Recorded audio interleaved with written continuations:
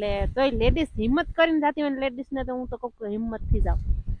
Ladies કોઈ પણ ઘરેથી નીકળે ને ઇઝરાયલ માટે નીકળે, કામમાં માટે નીકળે, કામ કરવા નીકળે ત્યાં.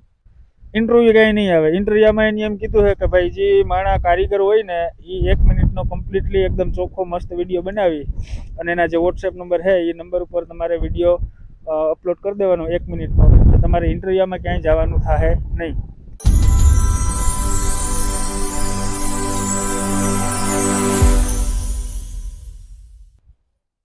તો નમસ્કાર, ગુડ મોર્નિંગ. કેમ છે બધા? મજામાં ને? મજામાં જ હે બધા. અને આજે તો જો પાછા ઘણા સમય પછી વાડીમાં આવ્યા.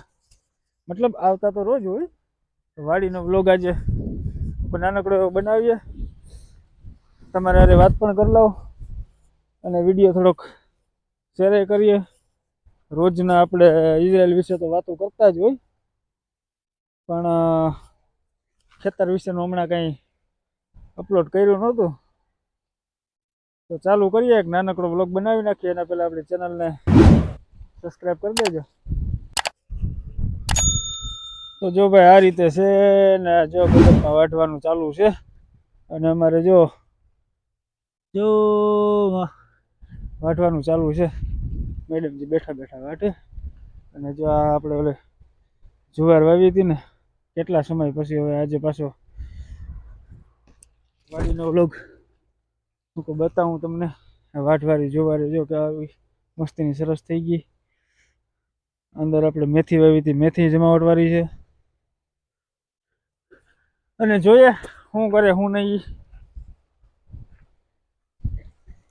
ધાણા જો આ બાજુ આ ધાણા વાવ્યા હતા, ધાણા કેવા મસ્તીના થઈ ગયા. ગાજર અને પવન તો ભાઈ આ જોર શોરમાં જ છે. શું કરો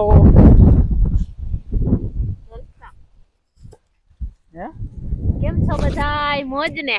આજ ઝાઝા ટાઈમે આપણે પછી અમારા સાહેબ છે ને ઇઝરાયલ વિશેના વિડીયો મૂકતા હતી, પછી અમે આ નહોતા બનાવતા. હમણાં તો રજા હતી એટલે હું બધાય મજામાં ને? આપણે કેટલો ટાઈમ પછી યુટ્યુબમાં હું આજ કેટલો ટાઈમ, કેટલા વીક વયા ગયા છે?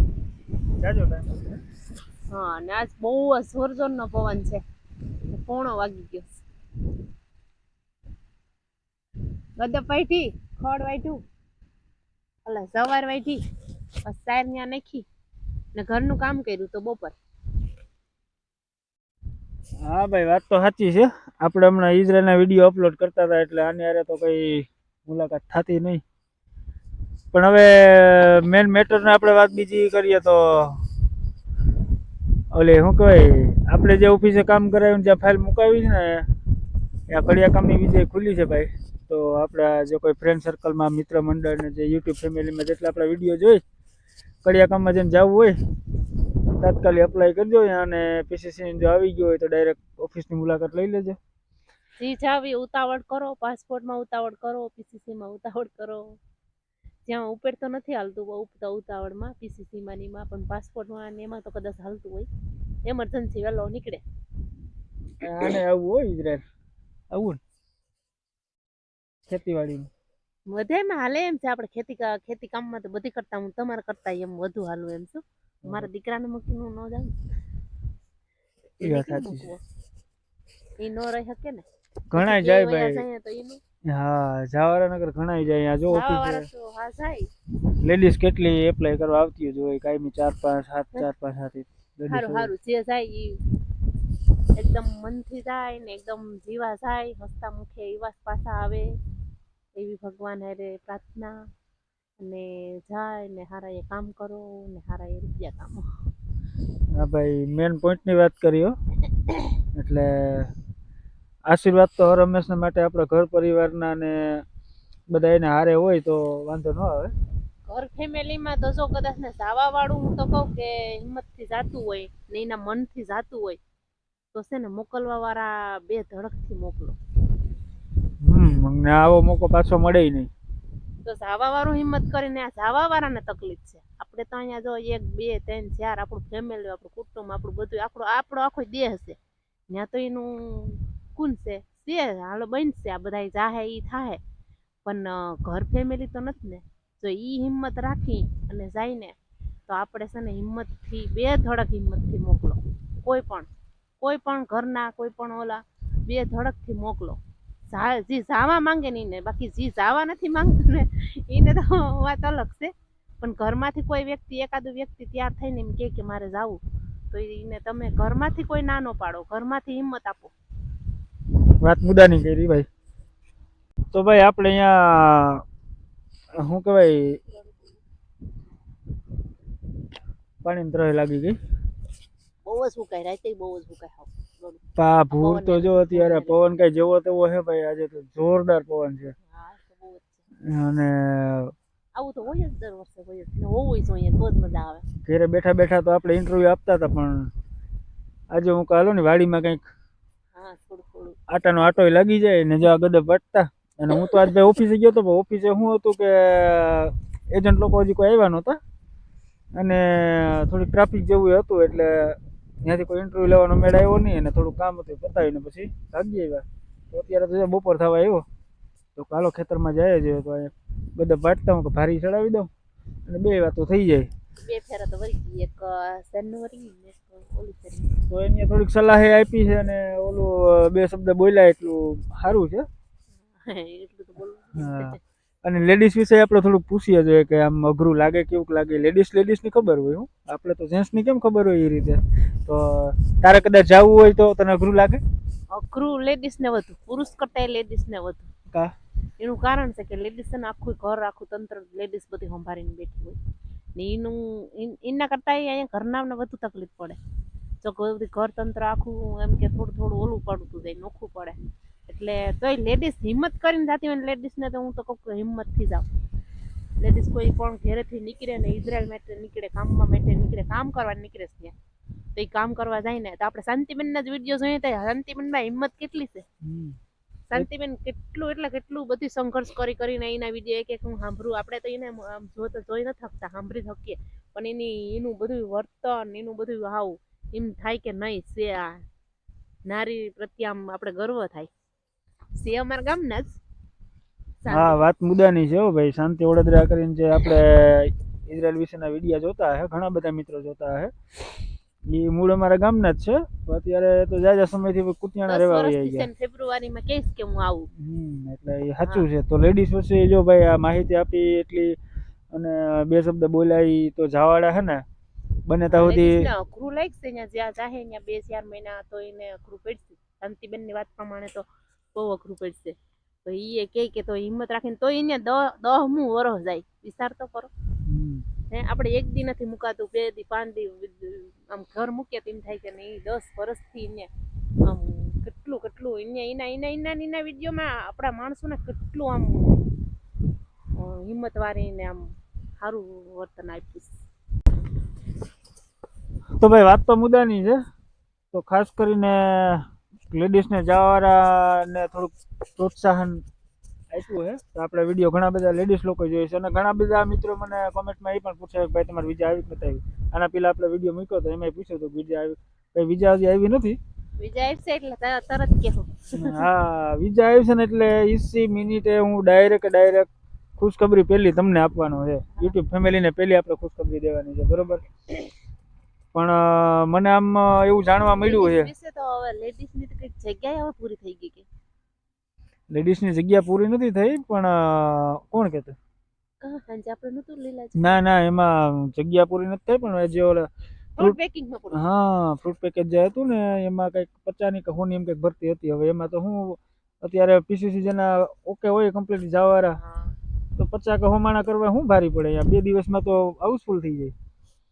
પણ મેન કહેવાનું શું કે વિઝા આપણી આવી નથી હજી અને આ મહિનાના એન્ડ સુધીમાં મને એવું જાણવા મળ્યું કે એન્ડ સુધીમાં આપણી વિઝા આવી જાય. મતલબ આજે કેટલી 9-10 તારીખ તો થઈ ગઈ ને? કેટલી છે મને નથી ખબર. 10 તારીખ છે આજે. 9 જાન્યુઆરી 9 તારીખ થઈ ગઈ. મતલબ હજી 10-12 દિવસની અંદર કે 15 દિવસની અંદર, મતલબ આ મહિનાના એન્ડની પહેલા આવી જાહે. અને આવશે એટલે પહેલા મેસેજ તમને મળશે. એન્ડમાં લગ્ન પણ છે.